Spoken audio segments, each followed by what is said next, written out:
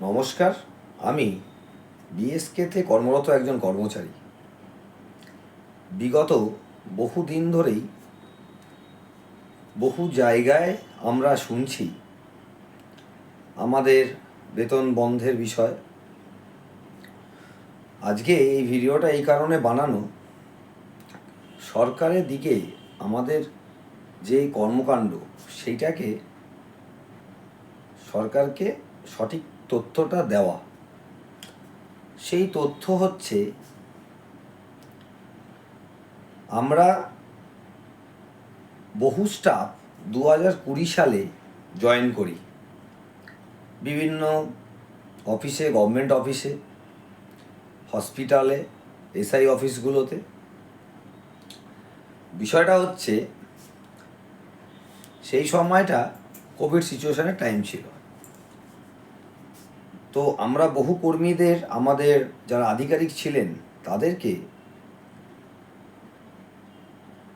প্রশিক্ষণ দিয়ে বহু এলাকায় এলাকায় ঘুরিয়েছেন। বহু টেস্ট করা, যদি কোভিডের সে পজিটিভ হয় তাদেরকে হাসপাতালে নিয়ে যাওয়া, কোয়ারেন্টাইন সেন্টারে নিয়ে যাওয়া। এবং তৃণমূল আমলে যে কোভিড সিচুয়েশন চলছিল, বিএসকেদের অবদান 99%। কেন? তারা বেশিরভাগ রাত 8টা পর্যন্ত ডিউটি করেছে। কোথাও পরীক্ষা করতে যাওয়া বা কোয়ারেন্টাইন করানো, ইভেন এমনও লোকাল সিটিজেন যারা খুব দারিদ্র, তাদের হয়তো বাড়িতে বৃদ্ধা ছাড়া কেউ নেই, তাদেরকে ওষুধ পৌঁছে দেওয়া, তাদেরকে হসপিটালে অ্যাডমিট করানো, বহু নানান করা হয়েছে 20 সাল 21 সাল কোভিডের যে পিরিয়ডটা। তারপরে আসে আমাদের ট্রানজ্যাকশানের কিছু ভূমিকা।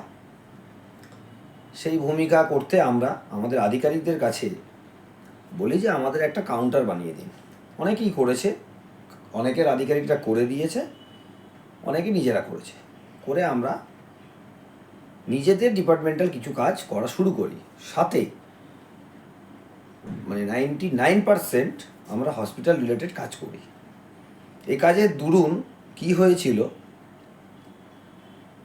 আমাদের পরিচিতিটা হয়ে গেছিলো যে আমরা হেলথ স্টাফ, যারা এসআই অফিসে তাদের সেই পরিচিতি। আমরা তারপর থেকে বিগত সেন্ট্রাল গভর্নমেন্টের অনেক ভিজিট হয়, এনকোয়াস হোক, সিআরএম ভিজিট হোক, বহুতে আমরা অংশগ্রহণ করেছি নিজেদের 99% দিয়ে। এমনও আছে সেন্ট্রালের অ্যাসেসার তাদের এয়ারপোর্ট থেকে আনা নেওয়া, তাদের হোটেলে রাখা, পরীক্ষার দিন সাব সেন্টারের কীভাবে কি হবে না হবে প্রত্যেকটা জিনিসে আমরা আধিকারিকদের সাহায্য করেছি। এইবার প্রশ্নটা আসছে যে পঞ্চায়েত ভোটের আগে হঠাৎ করে শোনা যায় যে আমাদের রিলোকেশন করবে। আমরা কেউই রাজি ছিলাম না, কারণ আমাদের অলরেডি পরিচিতি 2022 সাল পর্যন্ত যার যেই অফিস সেখানে হয়ে গেছে। কিন্তু এরূপ পরিস্থিতিতে আমাদেরকে যেতে হয়। এবার অনেককে আধিকারিক আটকে রাখে, কাজ করায়। এবার দু অফিস মতন একটা বিষয় হয়ে গিয়ে দাঁড়ালো। পঞ্চায়েতে গিয়ে ওই কাজগুলোও করো, আবার হাসপাতালে এসে এই কাজগুলোও করা হয়েছে। সেই করার দরুন আমরা কেউ ইচ্ছা নেই, এভাবে কাজ করা সম্ভব হয় না। বেতন কত ছিল? 10,000, 11,000, তারপর 13,000 আমরা করেছি যে না, মানুষের উপকার যেটাই হবে সেটা আমরা করব। তারপরে হঠাৎ শুনছি একদিন খবর হচ্ছে যে আধার কার্ডের কাজ শুরু হবে। আমরা অধিকাংশরাই ওর মধ্যে ছিলাম না। ফোর্সফুলি মেশিন পাঠিয়ে দেওয়া হয়, মেশিন এখনও পেটিতে পড়ে রয়েছে। তাই আজকে আমরা একটা অ্যালিগেশন শুনছি যে আমরা দু নম্বরই কাজ করেছি, আপনার আধার কার্ডের তৈরি করে দিয়ে অনুপ্রবেশকারীদেরকে ঢুকতে সাহায্য করেছি। এই তথ্যটা কিন্তু একদম ভুল। আমরা তো আধার কার্ডের মেশিনের পেটি সেলই খুলিনি, কখন করলাম? এবার আরেকটি অ্যালিগেশন এলো, সেটা হচ্ছে ভোটার কার্ড। আমাদের স্টাফেরা ভোটার কার্ডের এন্ট্রিটা করতে পারে, আবেদন, কিন্তু অ্যাপ্রুভাল দেওয়ার দায়িত্ব বিডিও স্যারেদের এবং এসডিও স্যারেদের। তাহলে আমাদের এখানে কোনো বিষয় নেই, ভুল থাকলে এসডিও স্যারেরাই ডিলিট করবেন, মানে ক্যান্সেল করে দেবেন। এইবার রহিল যে মূল মুদ্রা, বর্তমান সরকার আসার আগে ইলেকশন কমিশনারের নির্দেশে না থাকা সত্ত্বেও আধিকারিকরা আমাদেরকে দিয়ে এসআইআরের কাজ করায়, রাত 11টা 11:30 পর্যন্ত করায়। বহু ফিমেল স্টাফও এটা ভুগেছেন। তারপরে শেষ হতে না হতেই যুবসাথীর এন্ট্রি শুরু হলো, করা হচ্ছে, সেটাও ফোর্সফুলি, মানে নিজেদের ডিপার্টমেন্টাল কাজ না করতে পেরেও সেগুলোকে করে দিতে হয়েছে। আমরা সেই দিন তৃণমূল ক্ষমতায় থাকতেও আমাদের কিছু বলার ছিল না, কারণ আমাদের শোনার কোনো লোকই ছিল না। এবার আমাদের এই বেতন এইভাবে হয় না বলে আমরা অনেকবার মাননীয় প্রাক্তন মুখ্যমন্ত্রীর কাছে নবান্নে যাই, চেষ্টা করি, কিন্তু সেরকম কিছু প্রকাশিত পেলাম না। ফাইল জমা পড়েছে, ইলেকশন চলে গেল, সরকার পাল্টালো। আজকে বর্তমান সরকারে আসতে না আসতেই আমাদের একটা স্যালারি হওয়ার পরে আমরা শুনছি ওভারঅল স্টেটে প্রায় 400 উপরে স্টাফেদের পারফরমেন্স এবং অ্যাটেন্ডেন্স বিষয়ে বলে তাদের মাইনাটি আটকে দেয়। এবার মাইনা আটকে দিল, আমরা কেউ প্রতিবাদ করলাম না, যে ঠিক আছে, স্যাটিসফ্যাক্টরি উত্তর যদি বিডিও স্যাররা দিতে পারে তাহলে মাইনাগুলো পাবে। মে মাসের মাইনা, তারপর থেকে জুন মাস পড়ার পর থেকে আমরা দেখছি যে আমাদের আর কোনো বেতন নেই। মানে হিসাব যদি বলেন, আজকে আগস্ট মাসের 2 তারিখ কি 3 তারিখ হবে, কেউ কেউ 90 দিন স্যালারি পায়নি, কেউ কেউ 60 দিন। 90 দিনের যারা সেই সময় কিছু বলেননি হয়তো, যে ঠিক আছে হয়ে যাবে, তার জন্য আজকে ওভারঅল স্টাফেদের 60 দিনের স্যালারি হোল্ড হয়ে গেল। কি বলছে? ঝাড়াই বাছাই। তো ঝাড়াই বাছাই প্রক্রিয়াটা চলুক না।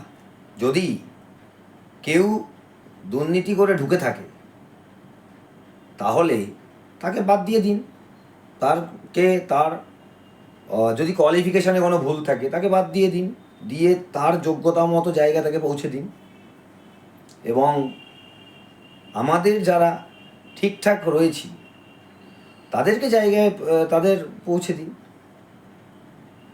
আমার একটাই সরকারের কাছে আবেদন, আমরা তো বেশি কিছু চাইছি না, আমরা মাইনাও আমাদের এই মাসে আমাদের 3% ইনক্রিমেন্ট হতো, সেটারও কোনো খবর নেই, স্যালারিই পাচ্ছি না, তো খবরটা কি থাকবে। এবার বর্তমান সরকারের কাছে এইটুকুই আবেদন, যে যদি আপনাদের মনে হয় যে কোনো কেউ ডিসপিউটেড আছে সেটাকে চিহ্নিত করুন, কিন্তু বেতনটাকে আটকে রেখে চিহ্নিত করছেন কেন? কেন বলি, এই 16,300 টাকার জন্য বহু পরিবার আছে, তাদের সংসার চলে। আমাদের এক সহকর্মীর বাবা গত 2 দিন আগে যখন শুনতে পাচ্ছে যে স্যালারি হবে না, সে নানান লোন নিয়েছে, তার বাবা হার্ট অ্যাটাক করে মারা যান। এইবার এরূপ পরিস্থিতি যদি এইভাবেই চলতে থাকে, এমনও তো হতে পারে যে কোনো কর্মচারী কোনো একটা ভুল সিদ্ধান্ত নিয়ে ফেলল, সেই ক্ষেত্রে সেই মানুষটাকে ফিরিয়ে তো আর পাওয়া যাবে না, তার বাড়ির লোক তো পাবে না। অন্যান্য ডিপার্টমেন্টে যেরকম ঝাড়াই বাছাই করছেন আমাদেরও করুন, কিন্তু বেতনটা চালু রাখুন, চালু রেখে করুন। আর এরূপ যে পরিস্থিতিগুলো চলছে, সেই পরিস্থিতির বুঝে বা কিছু করে যেইটুকু আমরা বুঝতে পারছি সেটা হচ্ছে অতীতের সরকারের কে জানিয়ে কিছু হয়নি। আশাবাদী ছিলাম বর্তমান সরকারে যিনি আছেন, আমাদের মাননীয় মুখ্যমন্ত্রী শ্রী শুভেন্দু অধিকারী মহাশয়, উনি আমাদের ডিপার্টমেন্টটাকে দেখছেন। আমাদের আশা ছিল যে আপনারা আমাদের দিকটা বুঝবেন, কিন্তু আজকে যেই ভয়াবহ পরিস্থিতি এসে গেছে, সেই জায়গাতে সেই আশাটা আর থাকছে না। অনেক স্টাফেদের গাড়ি ভাড়াটার পয়সাটুকু নেই, সেটা বুঝতে হবে। আর দ্বিতীয়ত হচ্ছে, বহু সিএসসির ছেলেরা আমাদের অফিসে এসে বহু ইনফরমেশন কালেক্ট করছে, এদিকে সেই সিএসসিরাই আমাদেরকে বদনাম করছে। যদিও আমরা যদি কোনো ফিনান্সিয়াল ট্রানজ্যাকশন কিছু করে থাকি, সরকারি ফি ছাড়া ব্যক্তিগত ফি নিন, কেউ নেয় না। এবার যদি কেউ করে থাকে সেটা ব্যতিক্রম, তাকে চিহ্নিত করে তার ব্যবস্থা করা উচিত আমি বলে মনে করি। সেটা হলো। এবার যদি মনে হয় যে আমরা কোনো কাজই করি না, তাহলে সেই ক্ষেত্রে আমরা একজন সহকর্মী হিসাবে বিএসকেদের সাউথ 24 পরগনা এইটুকু আবেদন রাখতে পারি, তাহলে আপনারা আমাদের জয়েনিং লেটার, আমরা তো জয়েন করেছি কোথাও না কোথাও 2020 সালে 21 সালে, সেই জয়েনিং লেটার ধরে ধরে আমাদেরকে সেই অফিসে পাঠিয়ে দিন। সেই অফিসে পাঠিয়ে দিন, সেই অফিসের group C related, computer related যে কাজ, সে কাজগুলো করান। কোনো বড়বাবুর যে খাতা হার্ড কপি করবেন, আমরা সফট কপিটা করব, সেটা করে দিন। সেটা করলে আমরা আমাদের নিজস্ব জয়েনিং অফিসটাও পেলাম, আমাদের যে আই কার্ডগুলো ছিল সেগুলো সেভাবেই ভ্যাকেন্ট থাকলো, আপনাদের একটা গভর্নমেন্টের জয়েনিং লেটার পেলাম, আমরা কাজটাও করলাম, সেই অমুক অমুক অফিসের অমুক অমুক কাজ আমরা করলাম। ই ওয়ালেট বন্ধ করে দিন, কারণ এটা হচ্ছে একটা ঝামেলা যে ট্রানজ্যাকশান কেন হলো না তার কৈফিয়ত দিতে হবে, এই ঝামেলা থেকে আমাদের মুক্তি দিন। এ তো পাবলিকের বিষয়। পাবলিক কখন ইলেকট্রিক বিল পেমেন্ট করবে, কখন খাজনা দেবে, কখন টাকা রিলেটেড কিছু করবে, সে তো আর আমরা লোকের বাড়ি বাড়ি গিয়ে করতে পারবো না। তাই আপনাদের বর্তমান সরকার, আমাদের মাননীয় মুখ্যমন্ত্রীর কাছে এইটুকুই আমার নিবেদন, আমাদের জয়েনিং লেটার ধরে ধরে আমাদের অফিসগুলোতে পাঠিয়ে দিন। এবার সেই ডিপার্টমেন্টে যা যা কাজ সেগুলো আমাদের দিয়ে করান।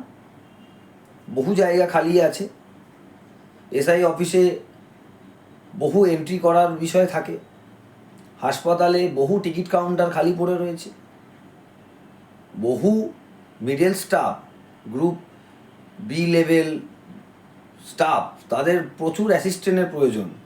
অনেকেই আছে যে বহু লোক নিয়ে ডিল করছে কিন্তু একা কাজ সামলাতে পারছে না, আমাদের তাদের হ্যান্ডস করে দিন বাই অর্ডার, আমরা তাতেও খুশি। শুধু আপনার কাছে এইটুকু হাত জোর করে আবেদন, আমাদের বেতনটা স্টার্ট করুন। বহু পরিবার বিগত 3 মাস 2 মাসে ভেসে পড়েছে, তাদের সংসার চালানোর দায় হয়ে যাচ্ছে।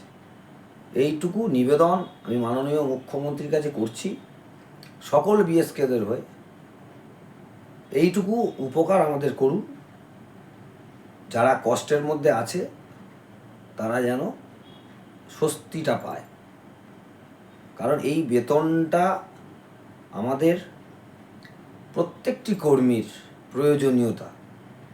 30 দিনের সংসারের খুঁটিনাটি খরচটা আপনার এই বেতনটা, সেটা একটু দেখবেন। ধন্যবাদ।